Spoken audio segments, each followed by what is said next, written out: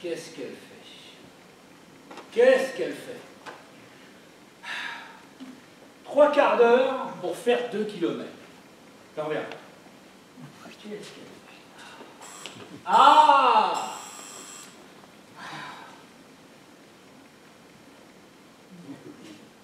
Oui! Oui! Je t'ouvre! C'est bon? À tout de suite.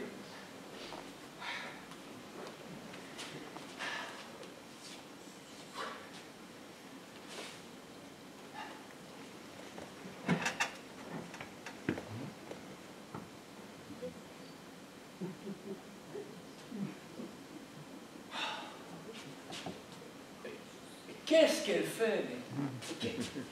1 quart d'heure pour monter 4 étages. Ah! Tout de même.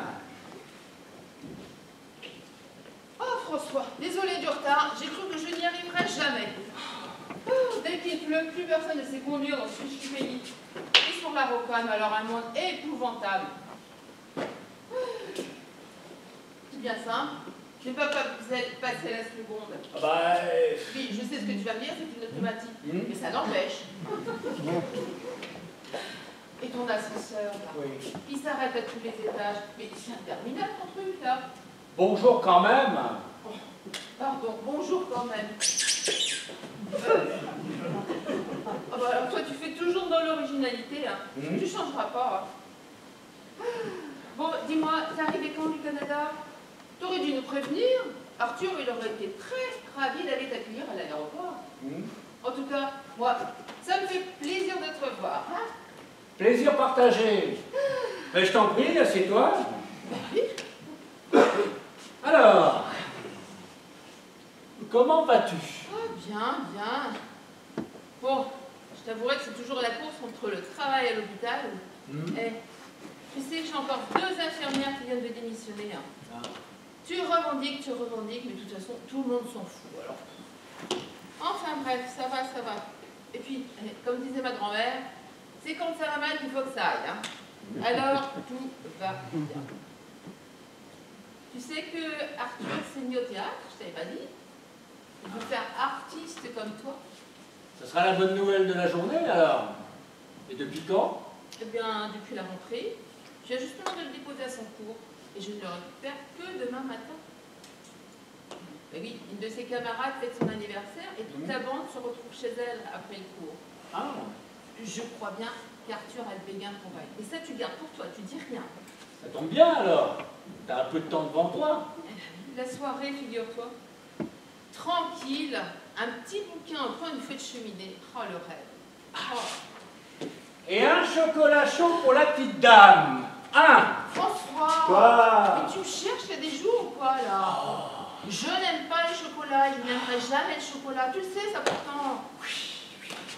Fais-moi plutôt un café, tiens. J'ai mieux qu'un café. Mieux qu'un café. Surprise, surprise, alors.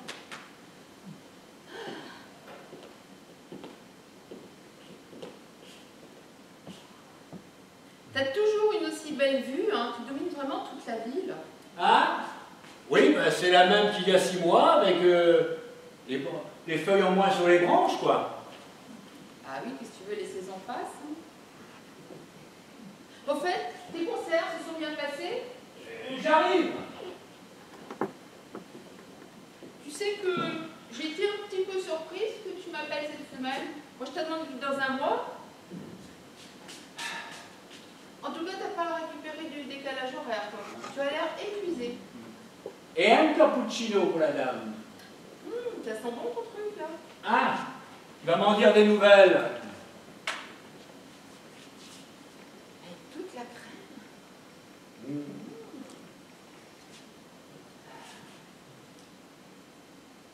Bon, dis-moi. T'es rentré quand du Canada? Tu sais qu'Arthur attend toujours tes photos? Ah, bah oui, j'imagine. Ah, il grandit à une allure, ce gosse. On ne voit pas le temps passer. Bon, dis-moi, François, tu ne m'as pas fait venir ici que pour déguster un cappuccino. Il y a sûrement autre chose. Oui. y a les petits gâteaux qui vont avec. Hein. Merci. Gentille intention. Bon, allez, je t'écoute. Bon, écoute, Béa... Béa. Béa, bah dis donc, il y a bien longtemps que tu ne m'as pas appelé comme ça. Oui, toi, t'as vraiment quelque chose à nous dire. Laisse-moi deviner. Tu as rencontré quelqu'un. Oui. Ah. Et quel est le nom de cet heureux élu? C'est un homme. Toi avec un homme? Maître Guézenec, mon avocat. Ah. J'ai un petit service à te demander. J'ai quelque chose de très important à te dire. Alors, la dernière chose que tu aies quelque chose d'important à me dire, tu me quittais, alors pire, je ne vois pas. À part m'annoncer d'un an prochaine, peut-être. Non, je déconne. Oh. Je souhaiterais passer plus de temps avec mon fils ces prochains mois. Avoir plus souvent à la maison. Ben, je ne t'empêche pas de voir Arthur, que je le sache. Oui, je sais, mais j'aimerais l'avoir quasiment tout le temps à la maison. Je ne te suis pas, là. On s'est mis d'accord pour une garde alternée. Et maintenant, tu me réclames ta part. Alors, monsieur part en tournée 6 mois au Québec. Au Canada. Pareil. Peu importe. Pour que les choses soient claires tout de suite, hein. Durant ces 6 mois, Arthur s'est contenté de quelques messages. Aucune photo, aucune carte postale. Sans parler du maillot de basket qu'on mit pour son anniversaire. Ah bah oui, très déçu le mot. Hein. Et maintenant, tu m'annonces que tu veux le garder? C'est quoi ce plan? C'est pas un plan, Béa, c'est juste un tout petit peu plus compliqué que ça. Non, toi ne complique pas les choses, s'il te plaît. Arrête, Béa, arrête. Je vais faire simple. Il n'y a jamais eu de Canada. Il n'y a jamais eu de tournée. Pas d'avion, pas de concert. Pas de rendez-vous avec le public. Rien de tout ça. Ou plutôt si, les rendez-vous, il y en a eu. Mais pas ceux que tu crois. Mais qu'est-ce que tu me racontes là? Sois plus clair. Je t'ai trompé, Béa. Oh, tu parles d'un scoop. Ça fait 5 ans que je suis au courant quand même. Hein. La tournée s'est faite sans moi. Pardon? Il n'y avait plus de place dans l'avion. Oh, Mais non, je déconne. Dis-moi, avant le départ, on a fait un check-up. Et ils m'ont trouvé un truc pas terrible. Bon, je t'épargne les détails. Diagnostic imparable. Ça fait 6 mois que je subis des traitements. Et le grand panoramix du CHU vient de m'annoncer que il n'y a plus de potion magique pour moi. Il y a Obélix qui a tout bu, l'enfoiré. Je voulais pas t'en parler. Je t'ai menti parce que je ne voulais pas t'inquiéter. Je voulais gérer seul la situation. Bon, c'est pas la fin du monde non plus. Hein. non mais...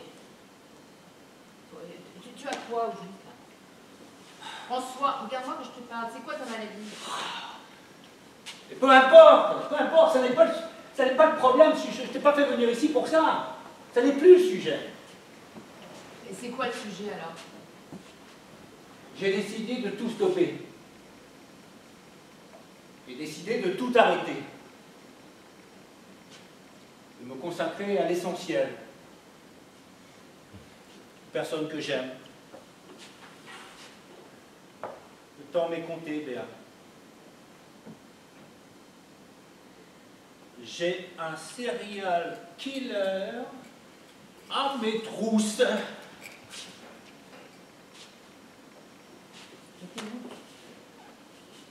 Bon, je ne te comprends pas là.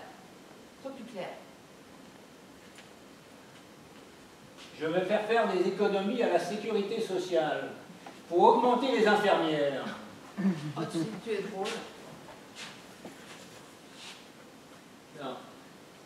J'aimerais que tu m'accompagnes en Suisse, Béa. En Suisse? Qu'est-ce que tu vas aller faire en Suisse? Aller voir les marmottes emballer de chocolat, peut-être? Pourquoi pas? Je les ai vus faire sur YouTube, tu sais. Elles se débrouillent plutôt très bien, hein, avec leurs petites papates qui font comme ça. Non, il s'agit d'un autre voyage.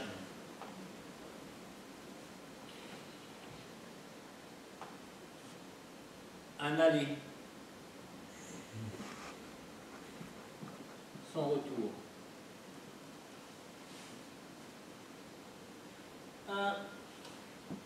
Le suicide assisté, ça te parle, quoi? Alors là, t'es moins drôle, d'abord.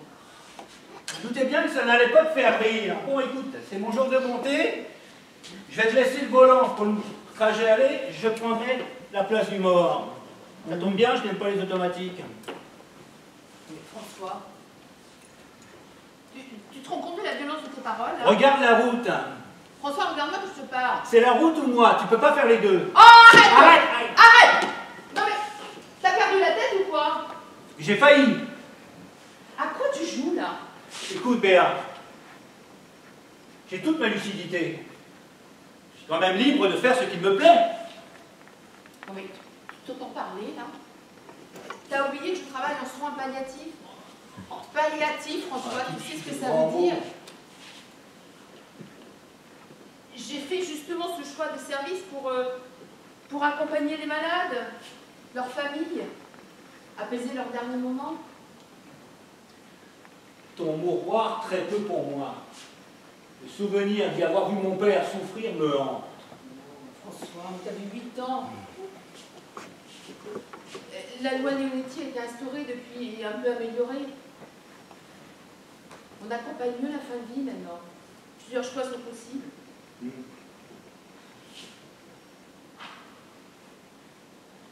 En te plongeant dans un coma morphinique, est-ce cela ta solution? La torpeur entre la vie et la mort, pendant toute la semaine, plusieurs semaines à suivre encore? Bon, bah alors là, non merci madame. D'ailleurs, ceux qui sont morts ne sont plus là pour s'en plaindre. Ta loi ne résoudra rien, en tout cas pas mes problèmes existentiels. Entends bien que je veuille tirer ma révérence comme bon me semble.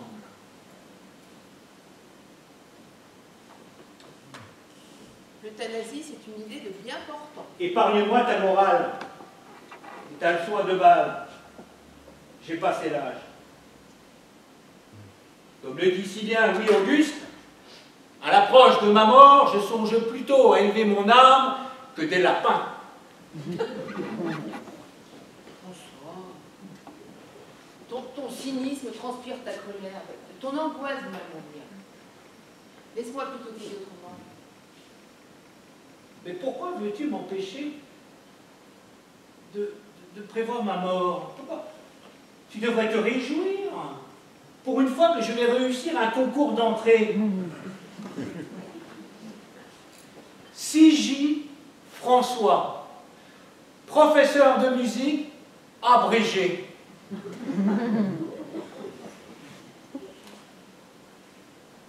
Ma thèse est prête.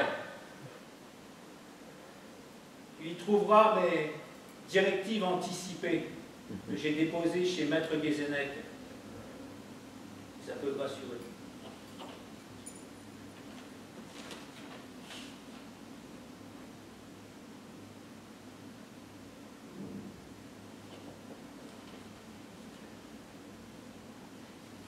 Et Arthur, tu as pensé à ton fils?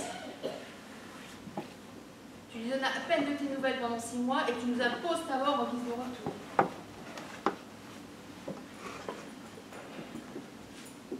Je voulais vous protéger.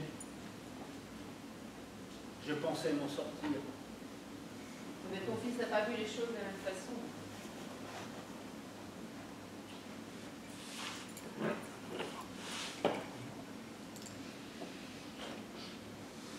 Ménage-le, c'est un enfant sensible. J'ai fait ce qui me paraissait juste.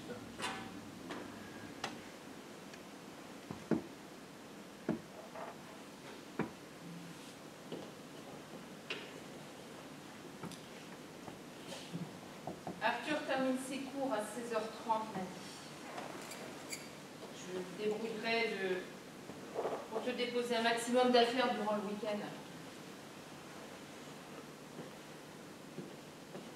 Pour le maillot, t'oublie pas, c'est taille M.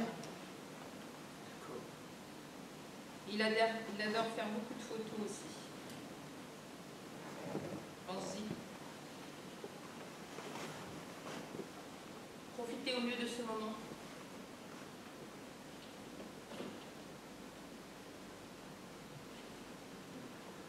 Et pour le reste,